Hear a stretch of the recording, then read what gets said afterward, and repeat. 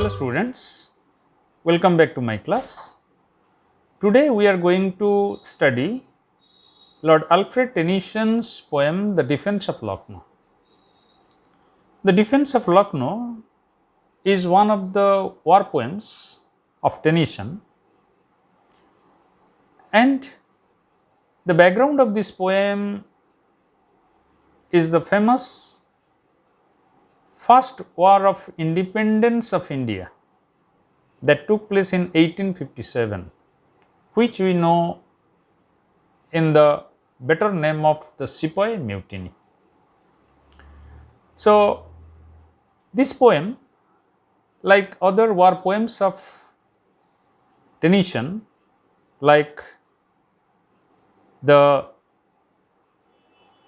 poems he wrote about the war between the British and the Russian forces, the charge of the Light Brigade, is a glorification of the British nationalism, British bravery and British superiority. And this poem, it was published under the head of Ballads and Other Poems, and it was written in March 1879 and published in the next month. And this poem is at the background the defense of the Lucknow garrison of the British or the British governor's premises, which was seized by the rebels from 25th May to 27th November of 1857. And this revolt in Lucknow, it was led by the different leaders, but particularly British cadre. And in this siege, the Lucknow garrison, all the British families, they were huddled into that garrison. They were kept there and protected from these rebels, Indian rebels, for all this time till the reinforcement came, and ultimately the rebel was suppressed or quashed. So, here the poem, it is written because it is a war poetry. It is written in trochaic pentameter and mostly it is in the couplet form. 2 lines rhyming is there, and there are altogether 7 parts, and the different parts are highlighting different aspect of Tennyson's patriotism, nationalism and the glorification of the British culture. So, Tennyson, as we know, was the poet laureate during the Victorian period, Victorian England, and was a great poet who produced great lyrical poetry, and particularly in his poetry we find the contemporary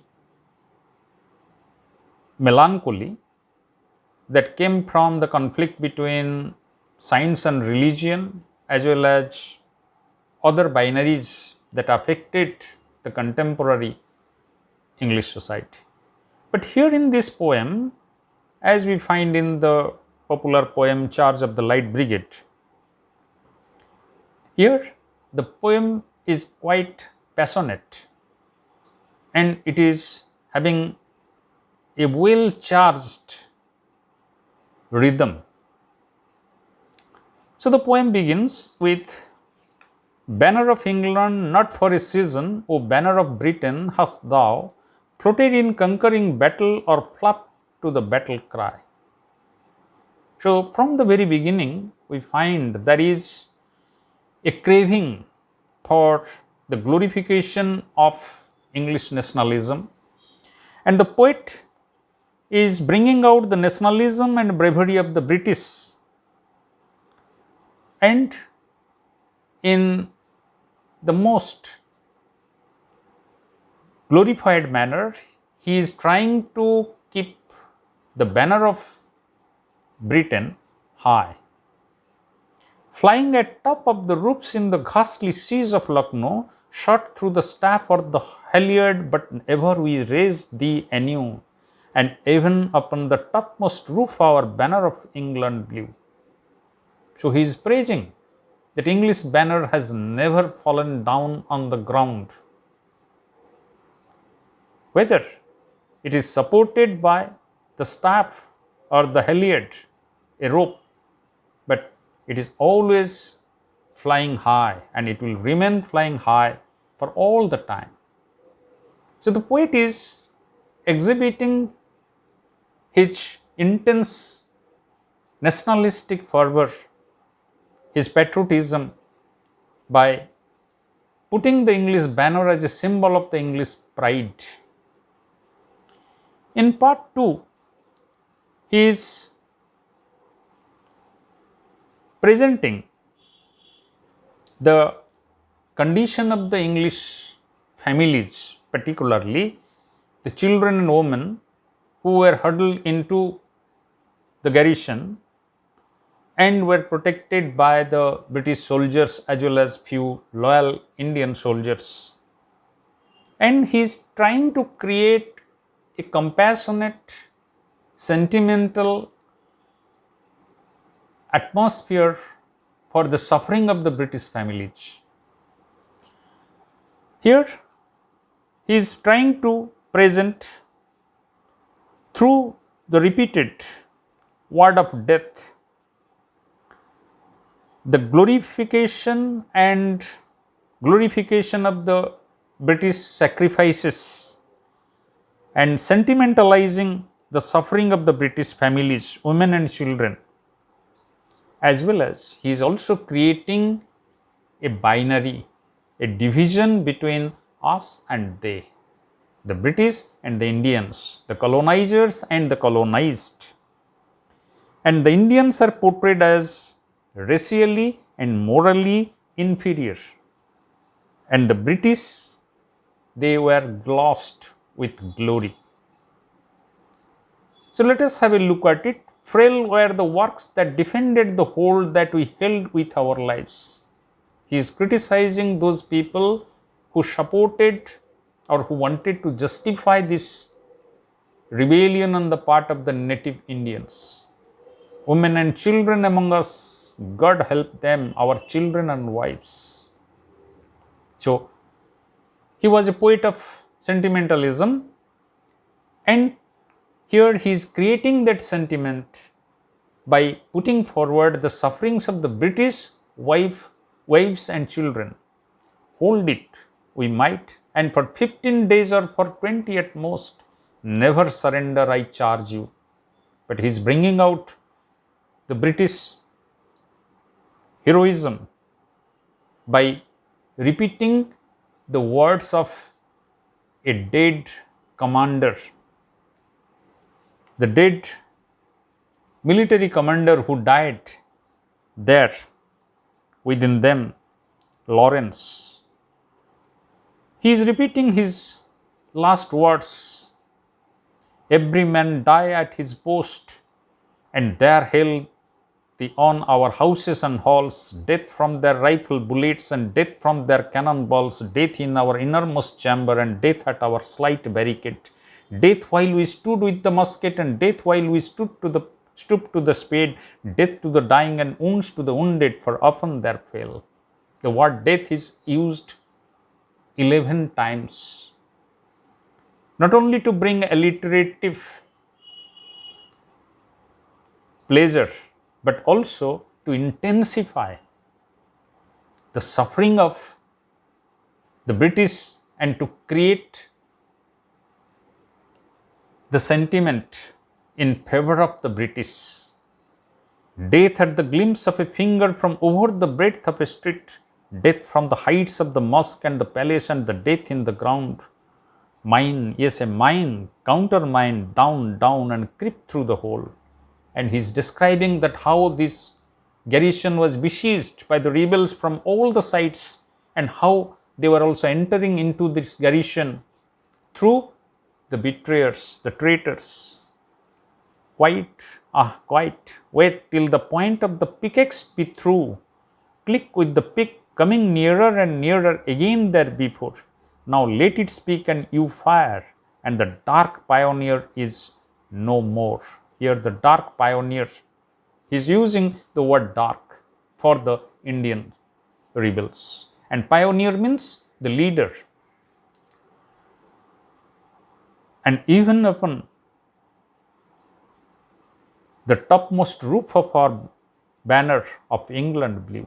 But the last line of this long stanza is again glorifying the English honor, the English banner, the English pride. In the third stanza, we will find he is presenting again the British bravery and nationalism through emblematized and immortalized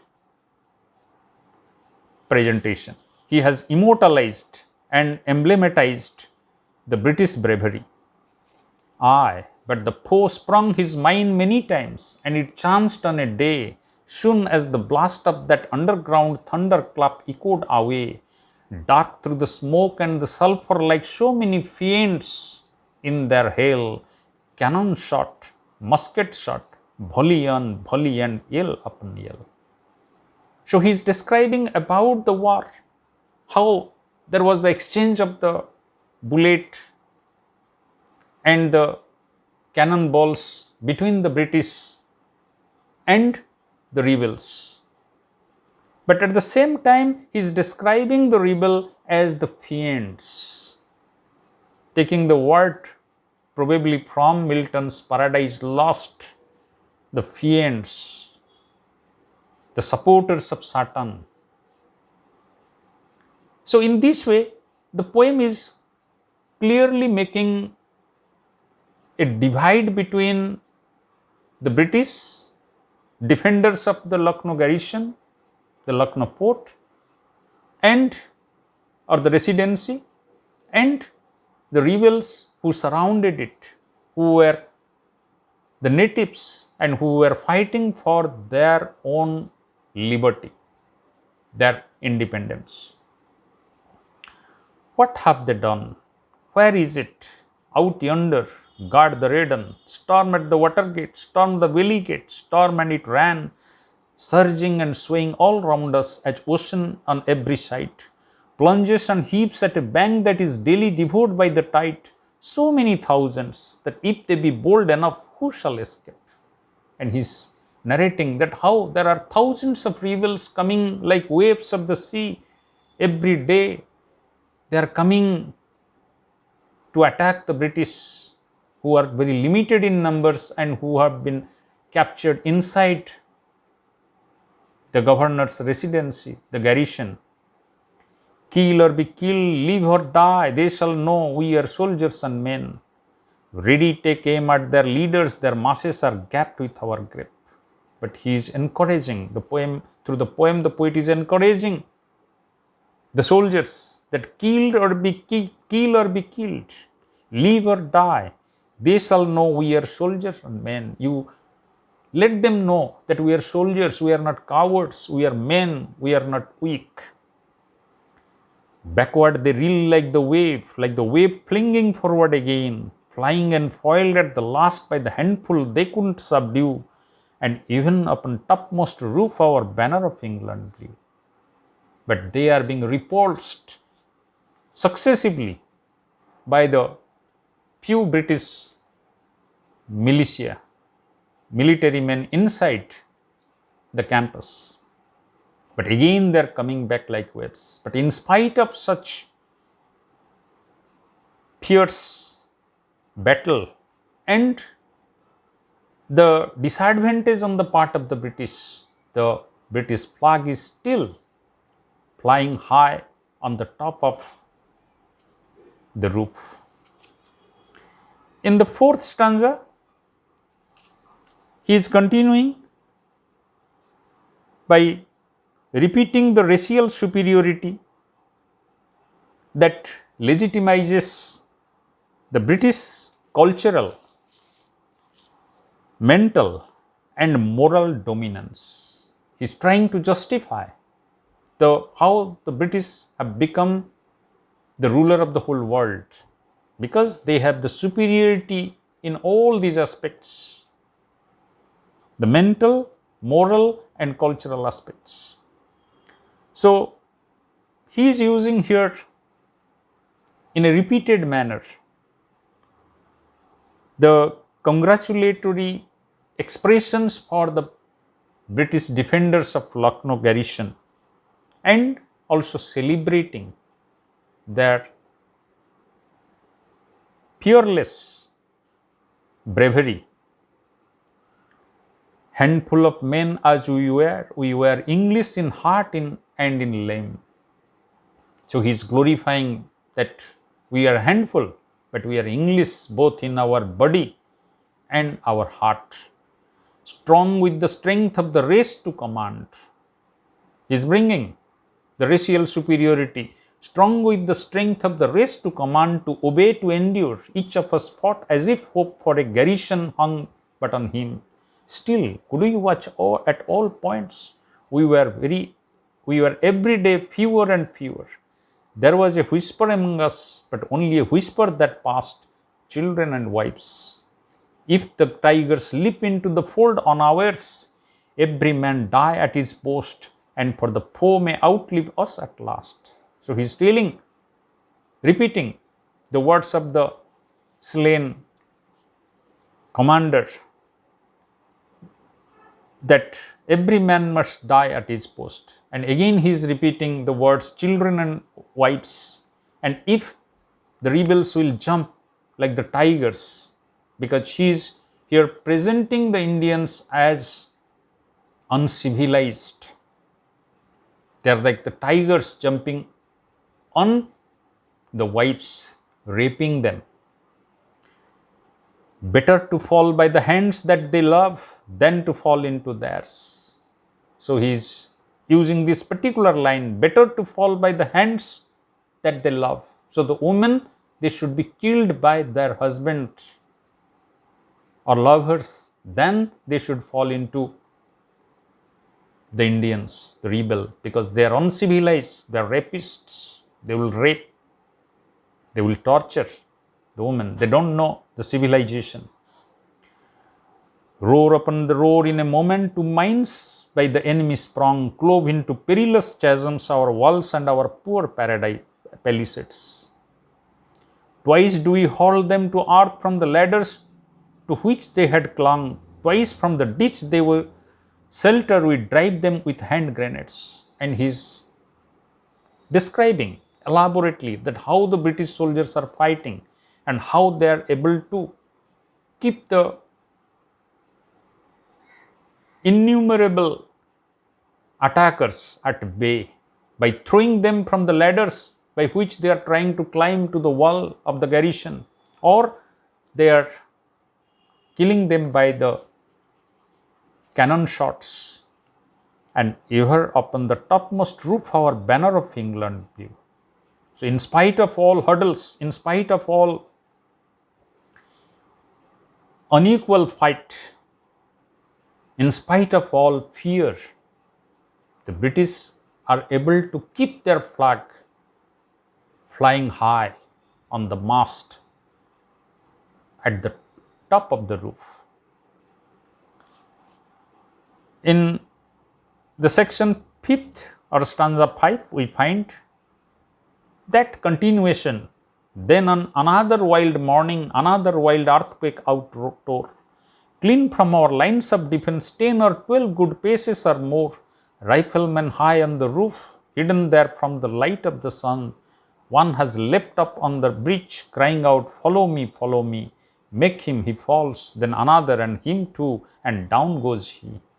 He is describing about the attacks of the rebels, how they had been successful in climbing to the wall or some roofs, but how they have been neutralized by the Britishers, the British soldiers.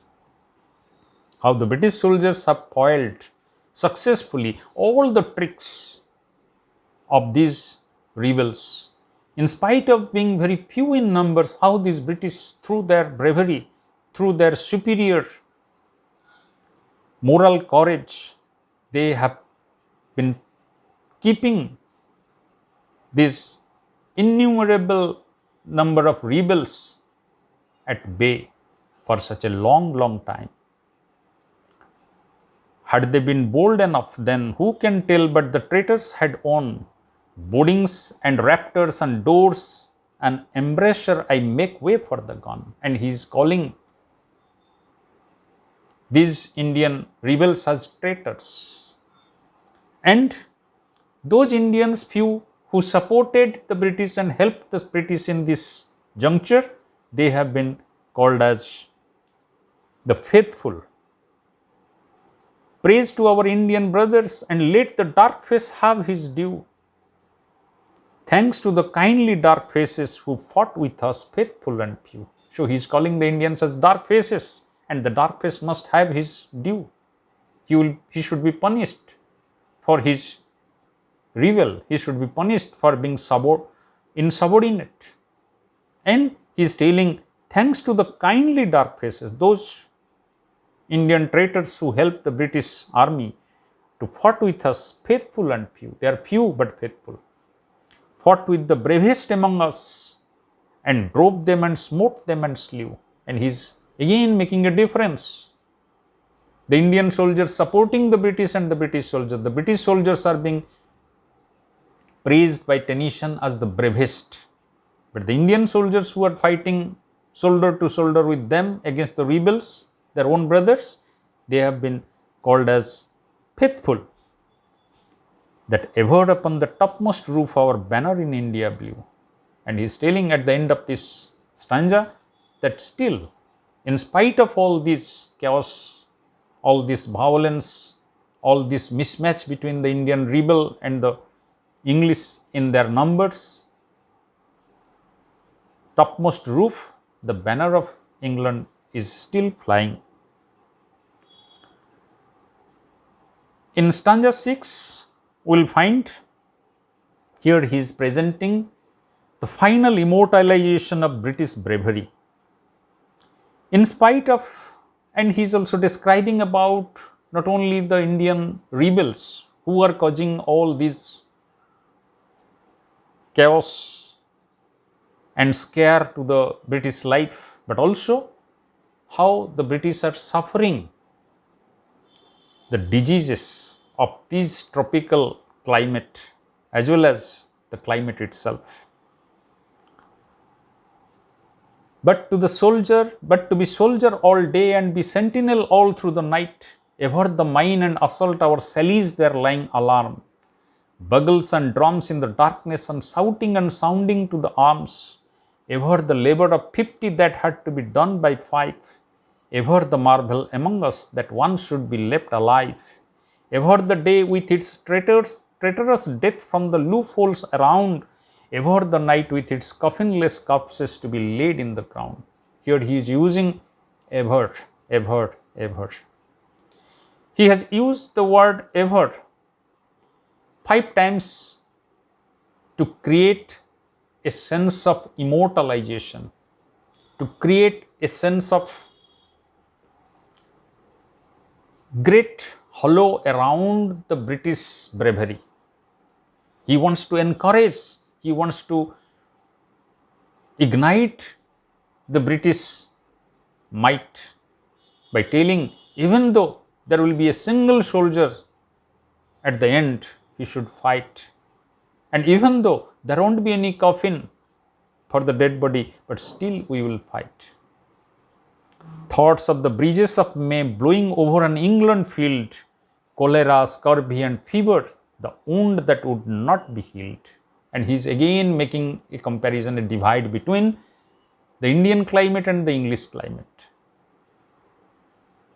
He is glorifying the English climate as breezes of May. The month of May, how England is so beautiful, so sweet, breeze blowing, and such a nice feeling come out of it. But in India, there is cholera, scurvy, fever, and wound that would not be healed, where the wounds will not be healed because of its tropical climate. Looping away of the limb by the pitiful, pitiless knife, torture and trouble in vain, for it never could save us a life. Velour of delicate woman who tended the hospital bed, horror of woman in travel among the dying and the dead, grief for our perishing children, and never a moment of grief. And he is also glorifying not only the soldiers but also the British nurse, the women who are engaged in nursing the wounded soldiers as well as the patients, and how the British children are suffering and they are being killed by various diseases, lack of food, and all these things. Horror of women in travel among the dying and the dead. Toil and ineffable weariness, faltering hopes of relief. And there came a time when the hope is also faltering. The British, for a long time, they have been resisting, but now they are not been able to do that. So their hope is faltering. But at that time, Havelock, baffled or beaten or butchered for all that we knew, then day and night, coming down on the still shattered walls, millions of musket bullets and thousands of cannon balls, but ever upon the topmost roof our banner of England blew. But here what happens? That the relief came in the form of Havelock, Sir Henry Havelock and Sir James Outram. So under their leadership, the relief came, and Havelock baffled or beaten or butchered for all that we knew. And this commander Havelock, tirelessly he worked around the residency, protecting his people, and whether he is alive or dead, it is also difficult to know, because he worked ceaselessly day and night, every moment. Millions of musket bullets and thousands of cannon balls, and this siege witnessed the firing of millions of musket bullets and thousands of cannon balls. But ever upon the topmost roof our banner of England blew. But in spite of all these, in spite of the advantage of the rebels, their great number of bullets, and the limitations on the part of the British, on the topmost roof our banner of England blew. The banner of England is still fluttering proudly. It cannot be tossed by the rebel. Then in the final stanza, he is presenting the two commanders who came to rescue and who successfully defeated the rebels. Hark, cannonade, fusillade, is it true what was told by the scout? Outram and Havelock breaking their way through the fell mutineers. Surely the Pbrock of Europe is ringing again in our ears. So finally the rebel was crossed. Both Sir James Outram and Henry Havelock, the commanders, they broke through the defense of the rebels. They were able to cross the rebel, and the Pbrock of Europe is ringing again in our ears. Your Pbrock is a musical instrument, which is actually an Irish musical instrument, but here he is presenting as of Europe, symbolizing Pbrock as the music of victory for representing Europe over Asia. So, in this way what is happening? The poet is all the time creating the divide between us and they, the colonizer and the colonized, Europe and Asia, white, dark. All on a sudden the garrison utter a jubilant shout. Havelock's glorious Highlanders answer with conquering cheers.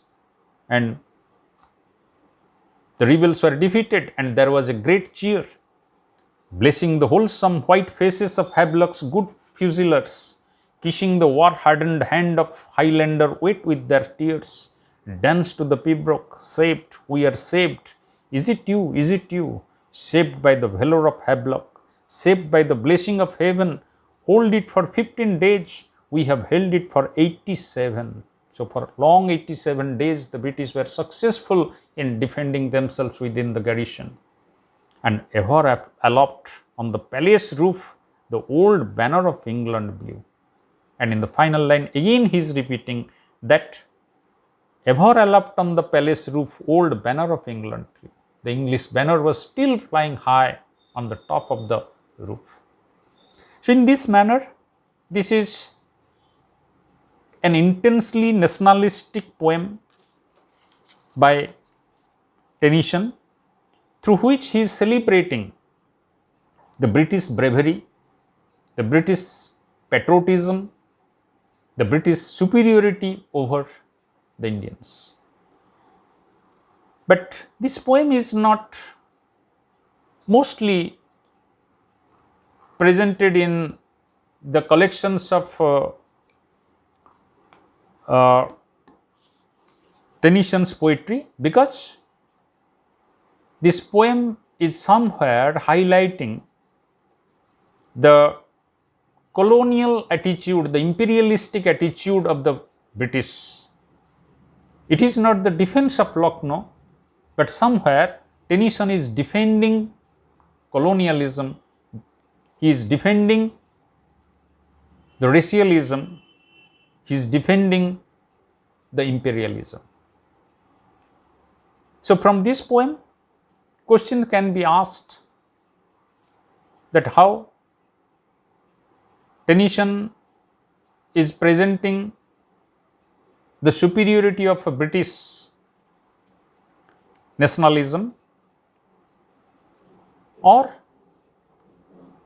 the question also can be asked that whether the defense of Lucknow can be treated as a post-colonial